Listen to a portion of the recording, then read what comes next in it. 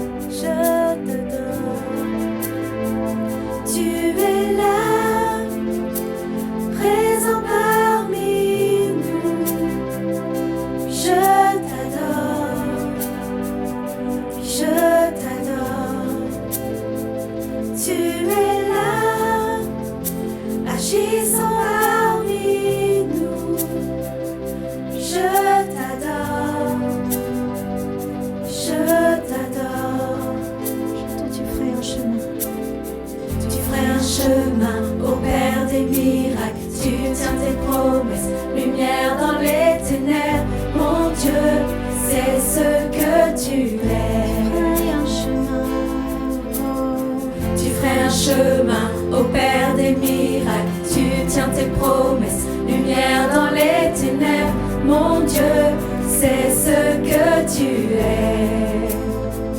Tu es là, tu restaures les cœurs brisés, je t'adore, je t'adore. Tu es là, transformant les vies, je t'adore, je t'adore. Tu es là, tu restaures les cœurs brisés, je t'adore, et je t'adore. Tu es là, transformant les vies, je t'adore, je t'adore. Chantons, tu ferais un chemin, opère des miracles, tu tiens tes promesses, lumière dans les ténèbres, mon Dieu, c'est ce que tu es. Tu ferais un chemin, tu ferais un chemin, opère des miracles, tu tiens tes promesses, lumière dans les ténèbres, mon Dieu, c'est ce que tu es. Tu ferais un chemin, opère des miracles, tu tiens tes promesses, lumière dans les ténèbres, mon Dieu, c'est ce que tu es. Tu ferais un chemin, opère des miracles, tu tiens tes promesses, lumière dans les ténèbres, mon Dieu, c'est ce que tu es. C'est ce que tu es. C'est ce que tu es. C'est ce que tu es. C'est ce que tu es. C'est ce que tu es. C'est ce que tu es. C'est ce que tu es. C'est ce que tu es.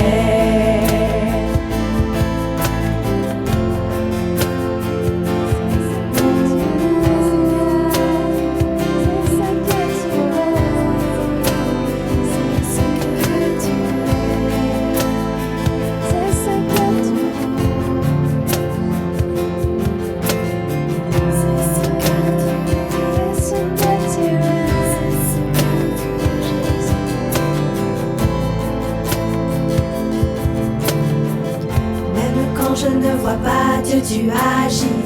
Même quand je ne sens rien, Dieu tu agis. Tu n'arrêtes pas d'agir. Tu n'arrêtes pas d'agir. Même quand je ne vois pas, Dieu tu agis. Même quand je ne sens rien, Dieu tu agis. Tu n'arrêtes pas d'agir. Tu n'arrêtes pas d'agir. Même quand je ne vois pas, Dieu tu agis. Même quand je ne sens rien, Dieu tu agis. Tu n'arrêtes pas d'agir. Tu n'arrêtes pas d'agir. Même quand je ne vois pas, Dieu tu agis. Même quand je ne sens rien, Dieu tu agis. Tu n'arrêtes pas d'agir. Tu n'arrêtes pas d'agir. Même quand je ne vois pas, Dieu tu agis. Même quand je ne sens rien, Dieu tu agis. Tu n'arrêtes pas d'agir. Tu n'arrêtes pas d'agir. Même quand je ne vois pas, Dieu tu agis. Même quand je ne sens rien, Dieu tu agis. Tu n'arrêtes pas d'agir. Tu n'arrêtes pas d'agir. Tu n'arrêtes pas d'agir.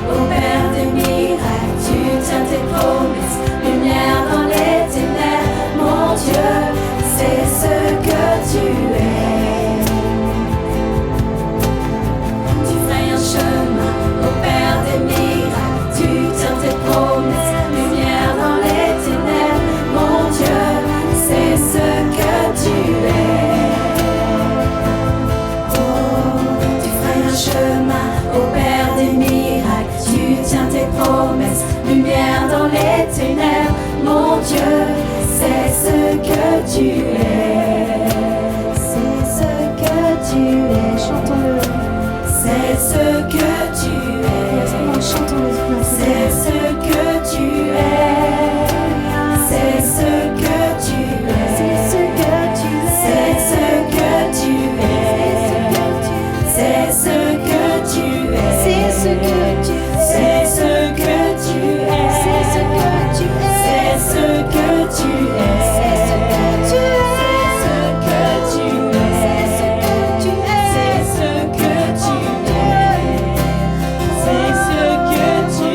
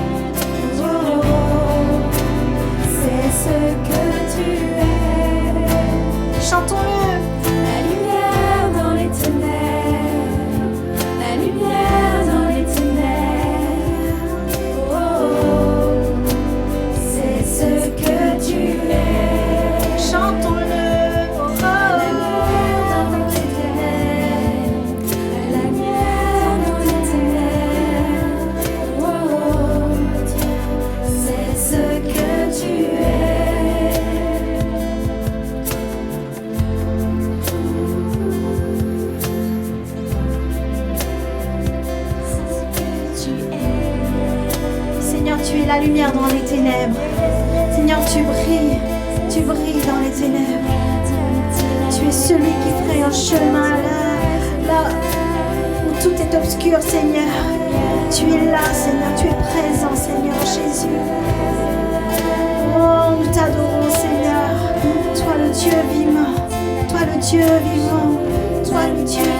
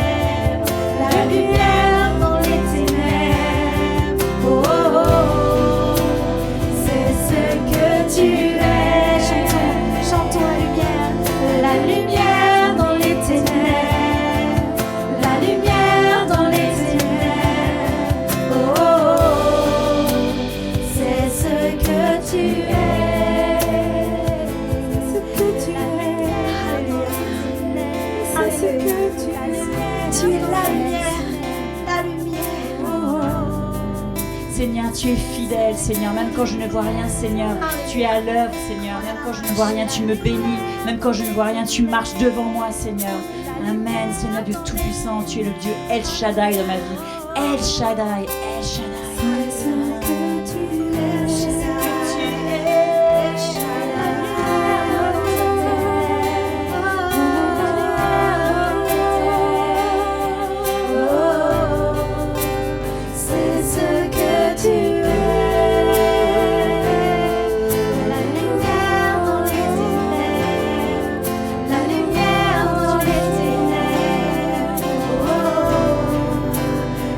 C'est tu es. Tu nous aimes, Seigneur. Tu es notre Père. Tu nous aimes, Seigneur. Tu es notre Père, Seigneur.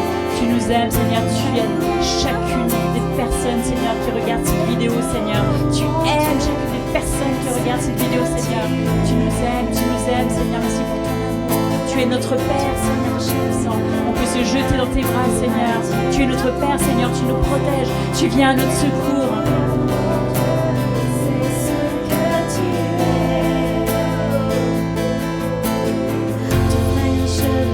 Ô Père des miracles, tu tiens tes promesses, lumière dans les ténèbres, mon Dieu, c'est ce que tu es. Tu frayes un chemin, ô Père des miracles, tu tiens tes promesses, lumière dans les ténèbres, mon Dieu, c'est ce que tu es. Tu frayes un chemin, ô Père des miracles, tu tiens tes promesses, lumière dans les ténèbres, mon Dieu, c'est ce que tu es. Tu ferais un chemin, ô Père des miracles, tu tiens tes promesses, lumière dans les ténèbres, mon Dieu, c'est ce que tu es. C'est ce que tu es.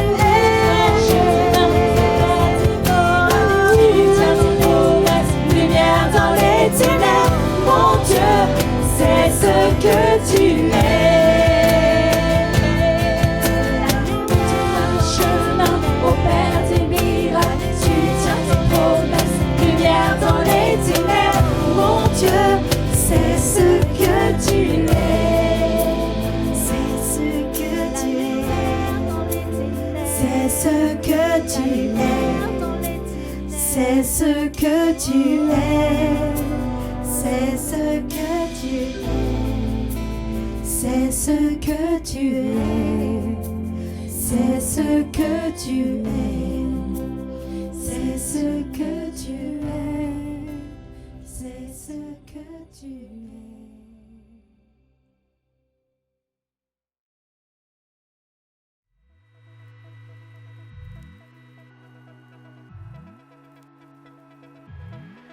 Merci à l'équipe de Louange pour ce super temps dans la présence de Dieu. Passons maintenant à quelques annonces. La première annonce, c'est qu'on se retrouve ce vendredi pour notre chambre haute qui aura lieu sur Zoom. Alors restez connectés sur les réseaux sociaux pour connaître tous les détails et avoir le lien de connexion, et j'espère que vous pourrez être là. La deuxième annonce est que nous continuons l'accompagnement pastoral. Si vous avez besoin d'un rendez-vous, n'hésitez pas à contacter le numéro de secrétariat qui s'affiche à l'écran. Vous pourrez également retrouver sur les réseaux sociaux ou sur notre site internet. Et maintenant, je laisse toute la place à Laurent pour le message.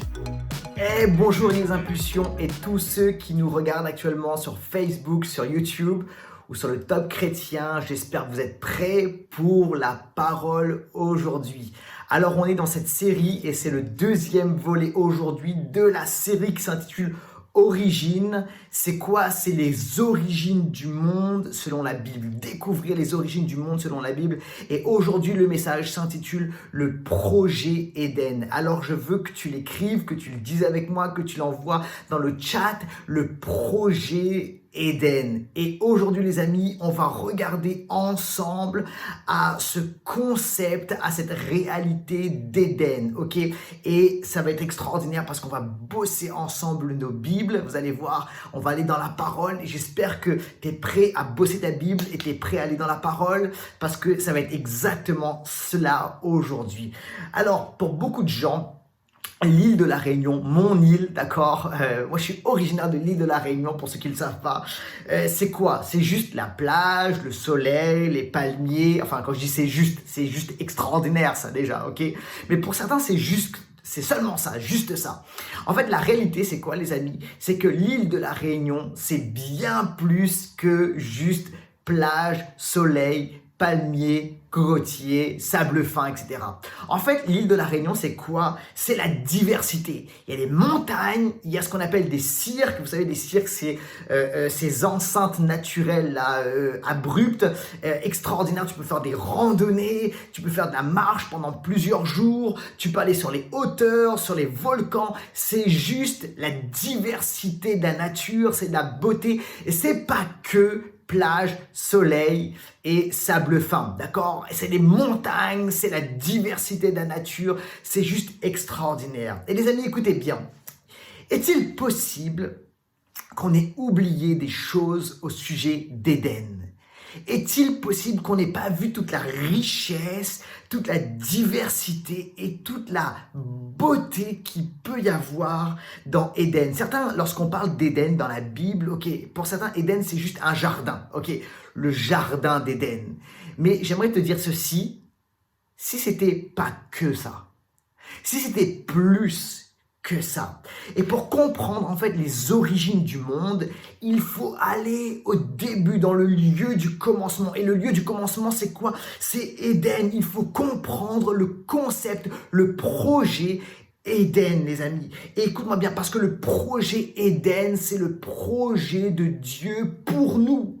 Et si tu comprends le projet Éden, tu comprends la trajectoire, le but de Dieu, le projet de Dieu pour l'humanité. Et on va lire un texte ensemble. Alors c'est le moment de prendre ta Bible et garde ta Bible parce qu'on va l'ouvrir, on va la tourner et on va la bosser notre Bible aujourd'hui, ok?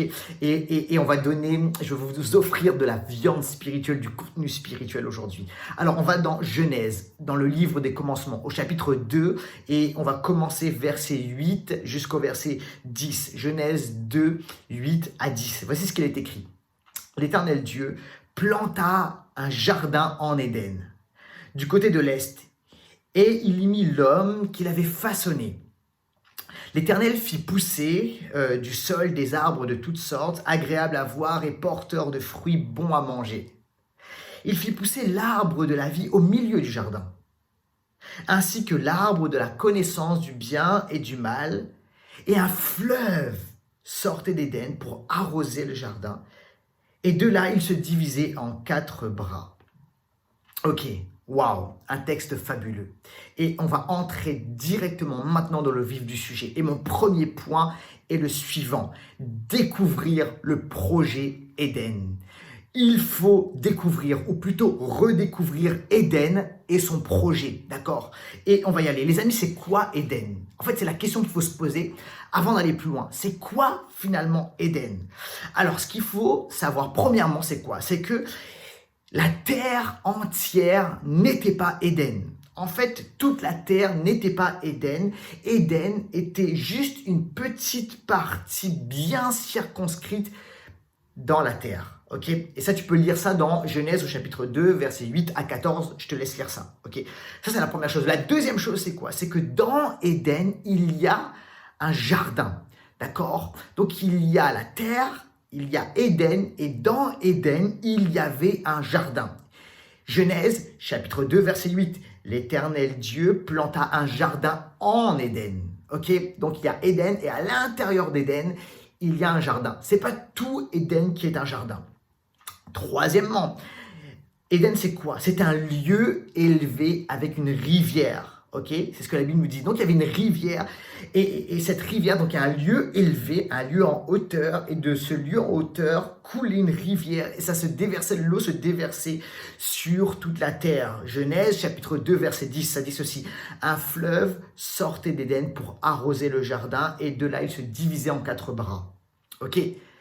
Quatrièmement, dans Éden, et ça c'est très important, il y a une montagne vers le ciel. Alors on a dit en troisièmement, c'est quoi? C'est que c'est un lieu élevé, d'accord? Donc il y a un jardin, et dans ce jardin, il y a un lieu élevé, mais là on va plus loin, les amis, dans mon quatrième point. C'est quoi? C'est que dans Éden, il y a une montagne vers le ciel. Et quand je parle du ciel ici, je parle du monde spirituel. Écoutez bien, c'est très important.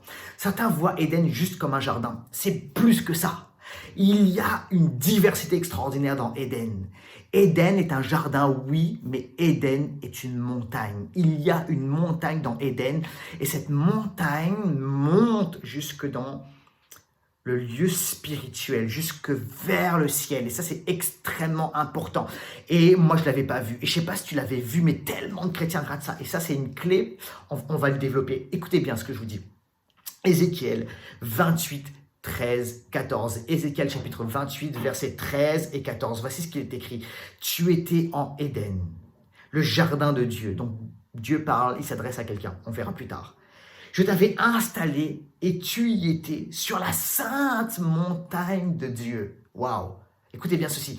Donc Dieu dit ceci. D'accord? Tu étais en Éden, le jardin de Dieu, et je t'avais installé où dans Éden? Sur la sainte montagne de Dieu. En fait, dans Éden, il y avait un jardin. Dans ce jardin, il y avait une montagne. Cette montagne s'élevait jusqu'au trône de Dieu. Cette montagne s'élevait jusqu'au monde spirituel, d'accord? Jusque dans l'habitation de Dieu. Et de cette montagne coulait une rivière qui venait, irriguer tout le jardin. En fait, mon point est le suivant, les amis. Le jardin d'Éden est comme une haute montagne. C'est une haute montagne où les cieux et la terre ne forment qu'un. En fait, Éden est un lieu de réunion, est un lieu où s'unissent littéralement le ciel et la terre. Waouh! Où le monde spirituel et le monde naturel, matériel, ne forment plus qu'un, littéralement. Et Éden, c'était quoi, les amis? C'était la maison de Dieu sur terre. C'était sa résidence. C'est Dieu qui pose littéralement ses bagages et qui dit « c'est ma maison sur la terre ». Dieu, littéralement, se fait un pied-à-terre sur la terre et ça s'appelle Éden. Éden est le lieu de réunion entre le monde spirituel et le monde naturel, entre le ciel et la terre. Et écoutez bien, la tâche première de l'homme est de rendre toute la terre semblable à Éden. N'oubliez pas, je vous ai dit, c'est que toute la terre n'était pas Éden, mais Dieu donne cette mission à l'être humain de rendre la terre semblable à Éden. Et il donne cette mission dans quoi? Dans Genèse au chapitre 1, verset 28, lorsqu'il dit « soumettez la terre ». Et en fait, ça veut dire quoi? C'est d'une bonne façon, ça veut dire amener ma présence partout, élargissez le jardin, faites en sorte que ma présence, que ma gloire puisse rayonner sur toute la terre, parce que la terre était à ce moment-là un endroit qui était sec, c'était pas agréable à vivre, mais en fait Dieu voulait que son jardin, que sa présence, que sa gloire, que le ciel envahisse littéralement la terre. Ça, écoutez bien, c'est très important, parce que c'est le projet de Dieu et c'est le projet que Dieu a confié à l'être humain. Écoutez bien, j'ai quelque chose à vous dire, c'est que le projet de Dieu, il reste le même, il demeure le même, c'est de réunir le ciel et la terre. Et Dieu, c'est son projet depuis le début. Il l'a fait lorsqu'il a créé Éden. Il l'a fait lorsqu'il a rencontré Moïse sur cette montagne, une montagne, au mont Sinaï. Il l'a fait avec la dimension du tabernacle. Quand Dieu parle à Moïse et lui dit de construire un tabernacle, c'est un lieu littéralement où sa présence descend et c'est le ciel et la terre qui se rencontrent. Dieu le fait, il veut réunir le ciel et la terre lorsqu'il appelle à la construction du temple à Jérusalem, ok? Et Dieu le fait encore lorsqu'il amène Jésus, lorsque Jésus descend sur terre. Littéralement, c'est ça, c'est la présence de Dieu, le ciel qui descend sur la terre, littéralement. Et Dieu le fait avec nous, l'Église, puisque nous sommes appelés à amener le ciel sur la terre. Écoutez bien, les amis, c'est très important. L'être humain ou la terre, sans le ciel, ça veut dire quoi sans le ciel? Ça veut dire sans les lois de Dieu, sans la présence de Dieu, sans les principes de Dieu, est littéralement déconnecté et sans vie. Et il va à la dérive. Écoutez bien, aujourd'hui, dans notre humanité, on essaie de vivre déconnecté de Dieu, déconnecté du ciel. Et la terre sans le ciel, sans les principes de Dieu, sans la loi de Dieu, sans la présence de Dieu. Écoutez bien, on va à la dérive et on va vers des projets qui sont fous. Et ces dernières années, l'être humain est entré dans des projets qui sont fous, dans des décisions folles. Pourquoi? Parce que le ciel doit être en connexion avec la terre et la terre en connexion avec le ciel. Et écoutez bien, la créature doit être en connexion avec le Créateur, l'être humain avec Dieu.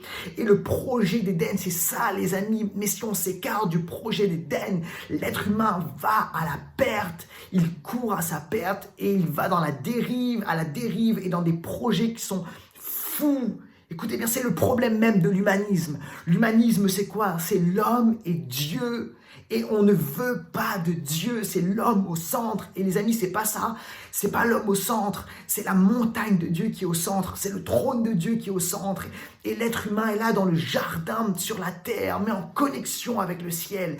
Et les amis, écoutez bien ceci, on doit redécouvrir le projet d'Éden et on doit réclamer et prier et désirer le projet d'Éden sur la terre. Que quelqu'un dise amen à cela, que quelqu'un envoie un like et un cœur, parce que c'est ça, redécouvrir le projet Éden. J'espère que vous le recevez parce que c'est extrêmement puissant. Alors premièrement, redécouvrir le projet Éden. On y va pour mon deuxième grand point et c'est le suivant.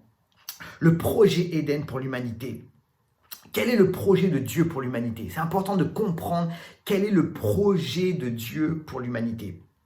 Et les amis, il faut aller dans les psaumes. Et il faut aller dans le psaume 8. On va aller dans le psaume 8. Et en fait, ce que tu dois comprendre, c'est que le psaume 8, accroche-toi avec moi, mais le psaume 8 est un poème, d'accord, de méditation sur Genèse chapitre 1, c'est-à-dire la création, d'accord. En fait, le psalmiste, d'accord, les psaumes souvent c'est des poèmes, des chansons, d'accord, et il est en train d'écrire une chanson, c'est une chanson de méditation où il réfléchit, où il pense à la création. Et là, il pense à quoi? À la façon dont Dieu a créé l'être humain et le but de Dieu pour l'être humain. Et on va lire ensemble une partie de ce psaume. Psaume 8, versets 3 à 6. Voici ce qu'il est écrit. « Quand je regarde les cieux, l'ouvrage de tes doigts, la lune et les étoiles que tu as disposées, qu'est-ce que l'homme pour que tu te souviennes de lui et le fils de l'homme pour que tu le visites? Tu l'as fait un peu inférieur aux anges et tu l'as couronné de gloire et d'honneur. Tu l'as fait pour dominer les œuvres de tes mains et tu as mis toutes choses sous ses pieds. » Ça, c'est beau, les amis. C'est une belle poésie, un beau poème sur l'être humain. Mais écoutez bien, il y a quelque chose de très fort. En fait, il faut aller dans le détail du texte, parce que ça dit ceci. Quand je regarde les cieux, l'ouvrage de tes doigts. Alors, c'est quoi l'ouvrage de tes doigts? Et il dit ceci, la lune, les étoiles. Alors le psalmiste commence en disant ceci, quand je regarde les cieux, et écoutez bien ceci, lorsque dans le langage hébraïque, dans le langage biblique, lorsqu'il est fait référence aux cieux, aux étoiles, à la lune ou au soleil, c'est pas juste quelque chose d'astronomique, il est question de réalité spirituelle. Les cieux, ça nous parle du monde spirituel, et les étoiles, la lune ou le soleil, d'accord, ça nous parle d'être spirituel. J'ai enseigné ça sur mon message précédent. Et en fait, il dit, c'est ça l'ouvrage de tes doigts. Donc quand je regarde tout ce que tu as créé, donc les êtres spirituels, le monde spirituel, et ça c'est l'ouvrage de tes doigts, donc tout ce que tu as disposé, je me dis, mais qu'est-ce que l'homme? Et ensuite, ça dit ceci au verset 6, et on l'a lu ensemble, tu l'as fait pour dominer les œuvres de tes mains. Ok, lorsque le psalmiste dit, tu as créé l'homme pour dominer sur les œuvres de tes mains, ça veut dire, attends, ça veut dire que Dieu a créé l'homme, créé l'être humain pour régner avec lui, avec Dieu, sur toute la création. Mais quand ça dit toute la création, donc ça veut dire l'ouvrage de tes doigts. Dieu a créé l'homme pour régner, dominer sur les œuvres de tes mains. Les œuvres de tes mains, on l'a dit, c'est quoi? C'est les êtres spirituels, c'est le ciel, mais la terre aussi, mais le ciel aussi. Et que Dieu a créé l'être humain pour régner au-dessus des êtres spirituels, des êtres célestes. Waouh! Waouh! Ok, quand je lis ça, en fait, je comprends beaucoup mieux le désir de conquête de l'homme. Vous savez, il y a un désir de grandeur, de conquérir, d'aller découvrir l'espace et de créer des choses extraordinaires chez l'homme. Pourquoi? Parce que Dieu a créé l'homme pour régner et régner même dans le ciel avec lui, avec Dieu, et régner même sur les êtres célestes. Écoutez bien, notre mission, c'est quoi? C'est d'amener le règne de Dieu partout, sur la terre, d'amener Éden sur la terre, mais de régner partout, d'amener la beauté de Dieu partout, partout et surtout là où il y a les ténèbres. Et on est appelé à régner avec Dieu, même au-dessus des êtres spirituels, des êtres célestes. Vous savez même que dans la Bible, il est écrit qu'on jugera en tant qu'humain et en tant qu'Église, si on est croyant et on croit en Jésus, on jugera même les anges. Waouh! Il y a des gens là, ça vous secoue. Moi, ça me secoue, ça me remue, ça me bouleverse. Parce qu'en fait, ça m'amène à repenser qui je suis. Non pas dans l'orgueil, non pas vouloir prendre la place de Dieu, mais dire Seigneur, mais qu'est-ce que l'homme? Comme le psalmiste, qui je suis? Et en fait, Dieu dit, mais j'ai un grand plan pour toi. Et les amis, il faut qu'on shift de pensée. Il faut qu'on commence à entrer dans une mentalité de règne. Et il ne faut pas qu'on accepte d'être dominé par le péché, d'être dominé par peut-être la peur, d'être dominé par la dépression, d'être dominé par des envies suicidaires, de mort, d'être dominé par le chaos et le désordre autour de nous. Et il faut qu'on réclame notre héritage et notre appel. Et notre appel, c'est le psaume 8, c'est de régner. Et de régner même au-dessus des êtres spirituels. Et des fois, il y a des gens là, vous êtes comme... Parce que les réalités spirituelles sont vraies, les puissances spirituelles sont vraies, et vous êtes comme attaqués par des êtres spirituels qui sont là pour vous détruire, qui sont mauvais. Écoute-moi bien, tu dois comprendre que tu as autorité, et avec Jésus, connecté avec Dieu, parce que c'est connecté avec Dieu qu'on doit régner, d'accord ? Tu peux réclamer ton héritage et ton appel et refuser de vivre sous la domination de la mort, de la peur, des pensées suicidaires, de la maladie. Écoute-moi bien, tu as été créé pour beaucoup plus que cela. Et ça, c'est hyper important de le comprendre. Il faut shifter de pensée maintenant, que quelqu'un dise amen à cela. Il y a 3 ans de cela, je me souviens, je marche dans Paris. Je suis là dans les rues de Paris, je suis en train de marcher, et alors que je marche dans Paris, je prie pour la ville. Je suis en train de prier intérieurement pour la ville de Paris. Il y a 3 ans de cela, je suis dans le 11e arrondissement et je prie pour la ville. Et tout à coup, j'ai une pensée. Dieu m'a dit ceci, c'était dans mon esprit. Il m'a dit ceci: tu es un roi dans cette ville. Quoi? Un roi dans cette ville? J'ai rien compris. J'ai pas du tout compris ce qui se passait, mais c'est venu comme un éclair dans ma tête, dans mes pensées. Tu es un roi, tu es un roi dans cette ville, tu as autorité dans cette ville, tu règnes dans cette ville, exerce ton autorité.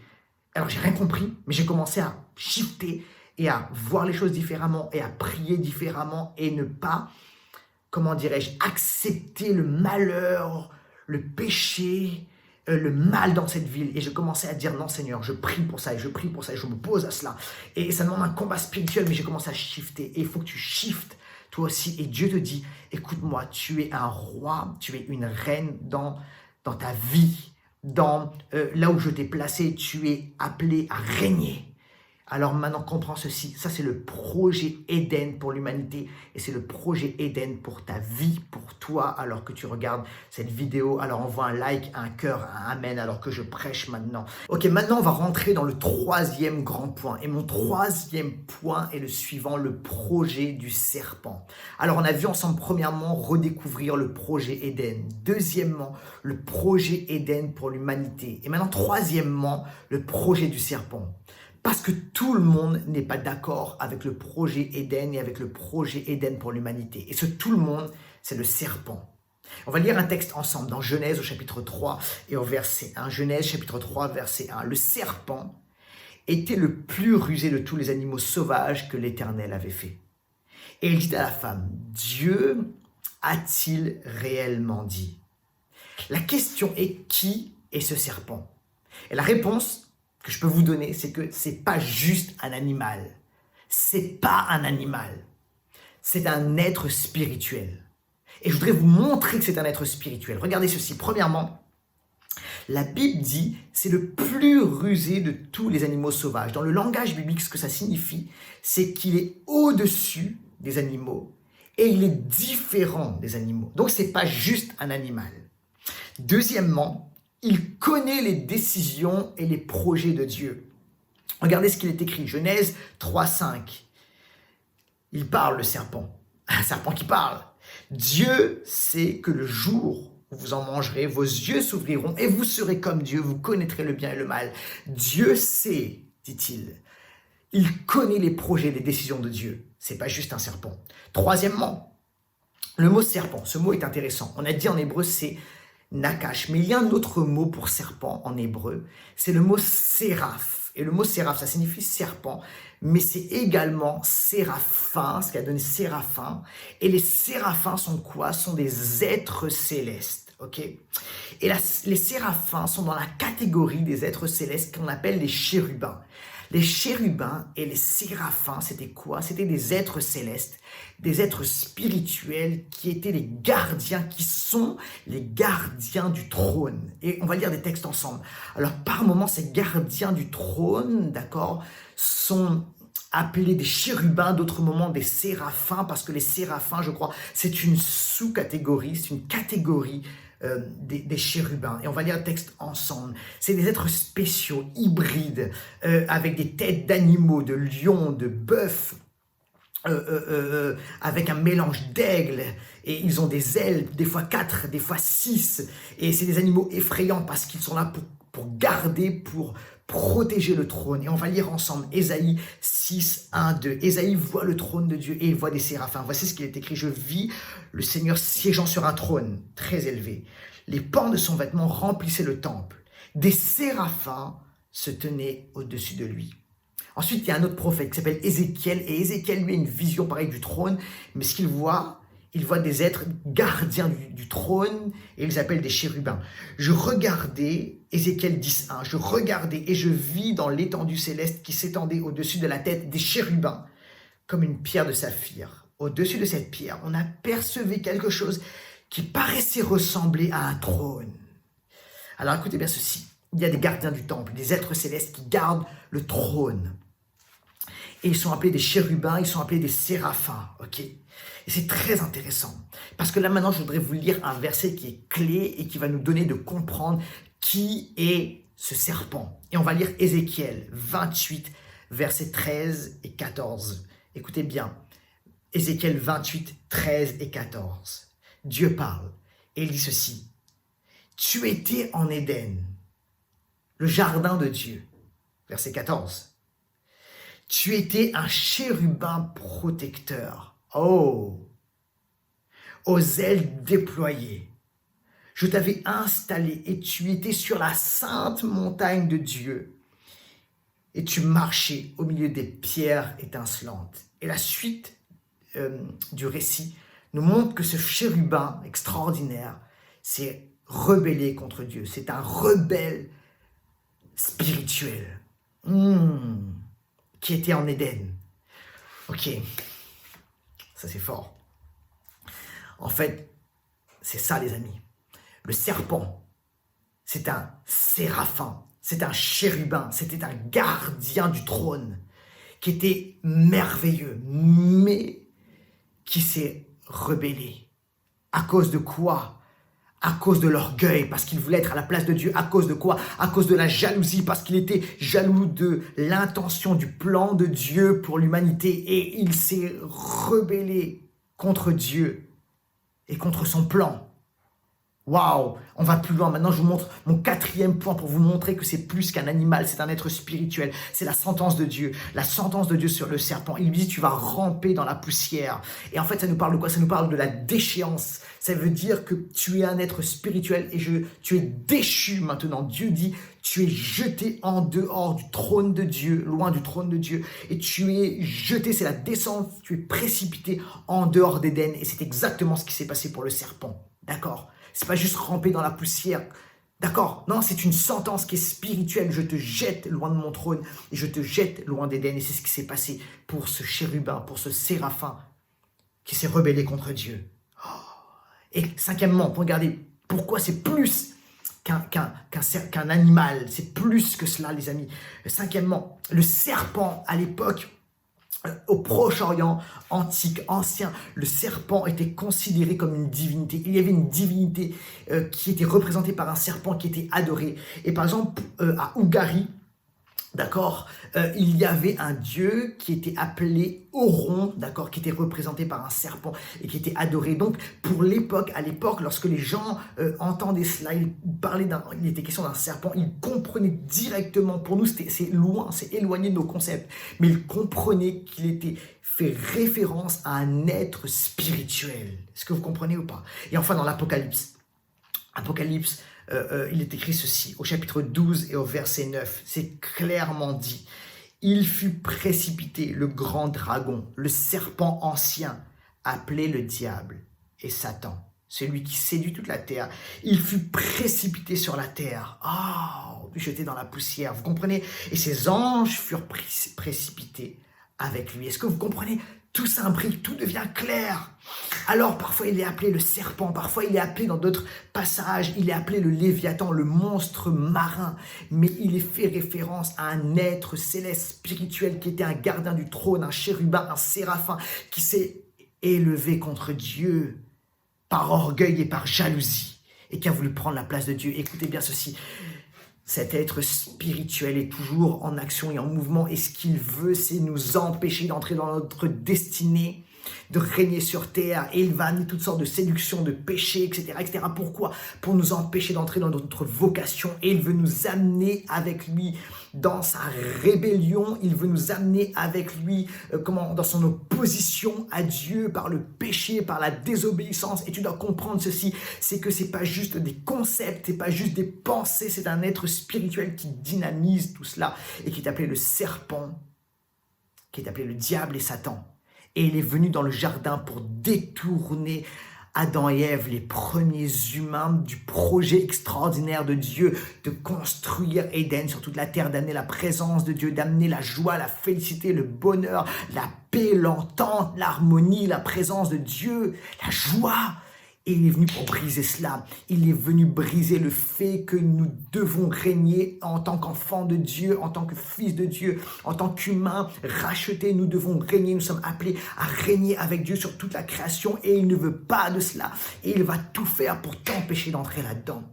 Mais aujourd'hui, écoute-moi bien, Dieu met la lumière sur les projets de l'ennemi afin que tu comprennes, afin que tu pries, afin que tu résistes, que quelqu'un envoie un like et un cœur, parce qu'on comprend maintenant les projets de l'ennemi, et on comprend et on entre dans les projets de Dieu. Que quelqu'un dise amen à cela, que quelqu'un envoie un like et un cœur alors que je prêche maintenant. Et on y va maintenant pour mon 4e point. Je voudrais finir avec ceci, mon 4e point.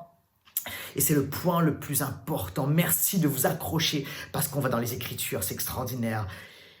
Mon 4e point, mon 4e grand point est le suivant. Jésus amène le projet Éden. Les amis, tout est en Jésus. Il est le point central. Il est la bénédiction. Jésus est celui qui a amené le projet Éden dans son accomplissement. Écoutez bien ceci. Pourquoi ? Parce que Jésus vient sur terre. Et Jésus, c'est quoi? C'est le ciel même. En fait, quand Jésus vient sur terre, c'est le ciel qui descend sur la terre. Parce que, écoutez bien, Dieu s'est fait homme. Et Jésus est 100% Dieu. Et il s'est fait 100% homme. Alors ça, c'est quoi? C'est la réunification. C'est le rassemblement du ciel et de la terre. C'est Éden personnalisé littéralement. C'est exactement cela, les amis. Et Jésus arrive et il amène Éden sur la terre. Il amène le ciel sur la terre. Il amène ce beau jardin sur la terre. Il amène, de lui coule la rivière. C'est pour ça qu'il dit que des sources d'eau jailliront de moi. D'accord? Des sources d'eau jaillissent de Jésus. Pourquoi? Pourquoi, les amis? Parce que Jésus est la rivière, il est Éden, il est cette montagne qui descend du ciel sur la terre. Jésus est venu amener quoi? Il est venu amener le salut, la guérison, la délivrance, le pardon, la restauration, la joie. Jésus est venu prêcher le royaume et il a amené le royaume de Dieu sur terre. C'est exactement ce qui s'est passé. Il est venu accomplir le projet de Dieu qui est de restaurer l'unité entre le ciel et la terre, parce que l'être humain est appelé à vivre connecté avec le ciel, avec Dieu littéralement. Et c'est ça, les amis. Et la bonne nouvelle, c'est quoi? C'est qu'on peut se connecter avec Jésus. Si tu connais pas Jésus, tu peux te connecter à lui, tu peux t'accrocher à lui. Et la vie d'Éden, la joie du ciel va venir sur toi. La bénédiction d'Éden va venir sur toi littéralement. Et tu vas goûter à la vie extraordinaire de Dieu. Et tu peux le faire aujourd'hui. Et en tant que chrétien, écoutez bien, je voudrais vous dire ceci. N'oublions pas Jésus. Restons connectés à Jésus. En ce moment, c'est le chaos. Oui, il y a toutes sortes de choses, de confusion tout autour de nous et de bruit et de désordre, et l'ennemi veut mettre la confusion et saccager.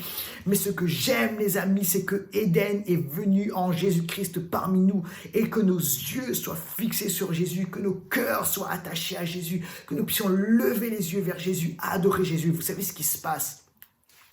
C'est que nous sommes appelés à recevoir la vie de Jésus en nous, qui est la vie éternelle littéralement, et l'Esprit de Jésus vit en nous, qui est le Saint-Esprit. Et alors qu'est-ce qui se passe? Nous devenons nous-mêmes, parce qu'on est greffé à la source qui est Jésus, nous devenons nous-mêmes des Éden. La Bible dit que vous êtes le temple du Saint-Esprit, nous sommes le temple du Saint-Esprit. Et écoutez bien, le projet A de Dieu, le plan A de Dieu reste le plan A de Dieu. L'homme a été créé pour amener Éden partout, et en Jésus-Christ, le plan A de Dieu reste le plan A de Dieu. Et Dieu appelle des êtres humains à faire quoi? À amener Éden partout. On est amené, appelé à amener, à libérer le ciel sur la terre partout où nous allons, à libérer la présence de Dieu, la joie de Dieu, la paix de Dieu, à chasser les ténèbres, l'injustice, le péché, la mort, la peur, la dépression, et à amener la vie tout autour de nous. C'est ce que nous sommes appelés à faire. Alors on le fait comment? Par la prière. On le fait comment? Par l'action. On le fait comment? Par les paroles de bénédiction. On le fait comment? Par des actes concrets. On est appelé à le faire en exerçant notre autorité sur le mal, en priant pour les malades, en chassant les démons. C'est ce qu'on est appelé à faire, à évangéliser, les amis. Et qu'est-ce qu'on fait en faisant cela? On libère littéralement le royaume de Dieu. On le fait lorsqu'on a investi des sphères, toutes sortes de sphères et des sphères d'influence. Le gouvernement... Écoutez bien, les médias, l'éducation, le sport, les arts, la famille, toutes sortes de choses. On commence à investir tout cela. Qu'est-ce qu'on fait? On amène Éden littéralement dans toutes ces sphères, et ça c'est extraordinaire. Partout où on va, on peut amener Éden, les amis, c'est notre vocation. On est appelé à le faire. Je voudrais finir avec ceci. Il y a quelque temps de cela, il y a environ 2 ans de cela, je finis une réunion, et c'était tard le soir, une réunion d'église. Et alors qu'il était assez tard, je prends un Uber pour rentrer chez moi. Alors que j'entre dans la voiture, j'avais commandé un Uber très très simple, d'accord, et en fait c'était super parce que je vois une très très belle voiture, une Jaguar qui va me chercher. J'avais pas payé pour ça, mais c'est juste comme ça, je sais pas pourquoi c'est fait comme ça. Et là je rentre et j'étais content, je dis oh, première fois que je rentre dans une aussi belle voiture. Et le chauffeur est super sympa, on échange ensemble, on discute ensemble, et là il me demande ah bah vous étiez à une soirée? Je dis oui, en quelque sorte, j'étais plutôt à une réunion. Et il me dit ah, quelle réunion? Alors je dis bah en fait c'était une réunion d'église, et là je lui dis bah je suis pasteur, et je commence à lui parler de ça. Qu'est-ce que vous faites dans la vie? Bah j'explique, je suis pasteur, c'est pour ça, etc. Et là on entre dans une discussion, on échange. Alors il veut savoir ce que c'est qu'un pasteur, comment dirais-je, qu'est-ce que ça mange en hiver, etc., etc. Toujours curieux, hein, quand on dit on ne trouve pas des pasteurs tous les jours. Alors on commence à échanger là-dessus, et là moi je lui parle, et je commence à lui donner des témoignages de vie transformée, de gens changés par Jésus. Et là je sens que la présence de Dieu descend littéralement dans la voiture. Elle commence à lui expliquer des gens qui ont été changés par l'amour de Jésus. Et alors que je sortais de cette réunion qui était extraordinaire, forte, la présence de Dieu qui était dans la réunion descend littéralement dans la voiture. Et là, je commence à lui dire, vous savez, vous pouvez expérimenter l'amour du Seigneur. Et alors qu'on est là, il est en train de conduire, il me dit, monsieur, je ne sais pas ce qui se passe, mais j'ai des frissons partout dans le corps, et j'ai comme envie de pleurer. J'ai envie je me sens touché. Là. Il y a quelque chose qui me touche, qui vient me chercher, et je me sens là plein d'émotions, et j'ai envie de pleurer, et j'ai des frissons dans tout le corps. Je ne comprends pas ce qui se passe. Là, je lui dis, c'est la présence de Dieu qui est en train de faire un travail en vous, et Dieu vous dit qu'il vous aime. Et là, je commence à lui donner une parole, et je lui dis, Dieu est votre Père, et je sais que vous avez manqué de l'amour paternel. Et là, il ouvre grand ses yeux et dit, oui, j'ai pas eu de père, j'ai grandi sans père, comment vous le savez? Et je dis, moi je le sais pas, mais Dieu le sait, et il vous aime. Et là, il est touché, les larmes dans les yeux, etc. Je lui donne une carte, et ce gars-là, on s'est quitté comme ça, je lui ai donné une carte de l'église avec mon numéro. Je ne sais pas ce que Dieu va faire dans sa vie, mais ce qui s'est passé, les amis, c'est que Éden est venu dans ce Uber. Éden est venu est venu littéralement remplir cette voiture Jaguar. Éden, le lion de Juda, est venu remplir la Jaguar. Pourquoi?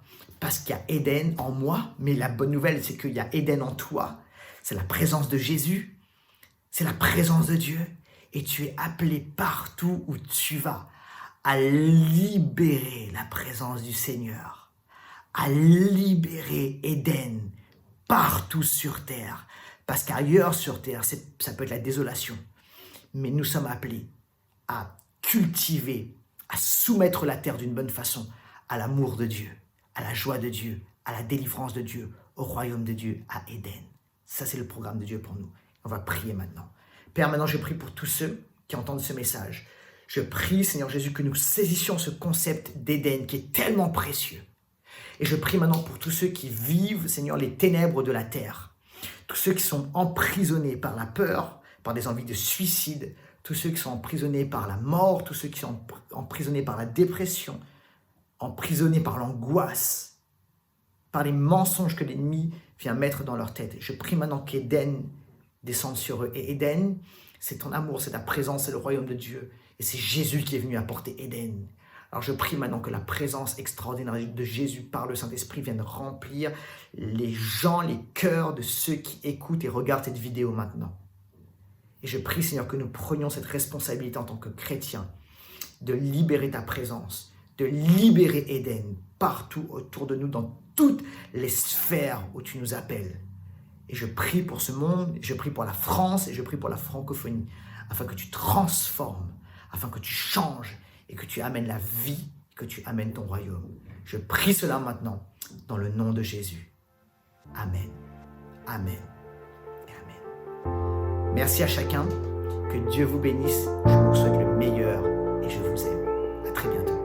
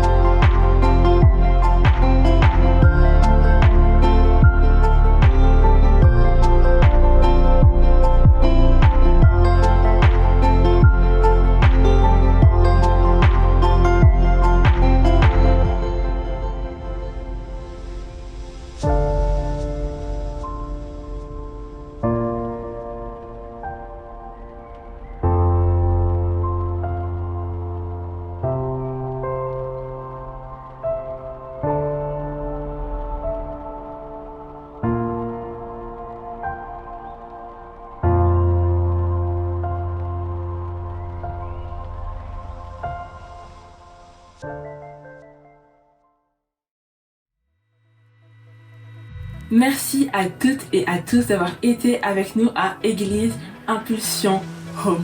Merci à tous nos bâtisseurs qui servent fort pour le montage et la réalisation de ces vidéos. Et merci aussi à tous nos bâtisseurs qui étaient avec nous pendant tous ces cultes en présentiel. On pense très fort à vous. Un dernier merci, et c'est pour vous, pour votre fidélité et votre générosité dans vos dîmes et vos offrandes. Sachez que quand vous semez, vous récoltez. À l'Église Impulsion, on a vraiment beaucoup de projets à cœur pour un seul but, amener le royaume des cieux sur terre, amener les cieux sur la terre. Donc quand vous donnez à l'Église Impulsion, vous faites avancer ces projets et vous nous permettez de pouvoir les réaliser. Ces projets peuvent toucher la louange, les familles, les enfants, les œuvres de compassion, notre ville qui est Paris et notre pays qui est la France. Donc merci à vous. Et si vous voulez continuer de donner, vous pouvez le faire sur notre site internet égliseimpulsion.com ou via notre adresse mail égliseimpulsion@gmail.com. Je vous souhaite de passer un très bon dimanche si c'est ce jour que vous regardez le culte, ou une très bonne semaine, et je vous dis à très vite pour un prochain culte Église Impulsion Home.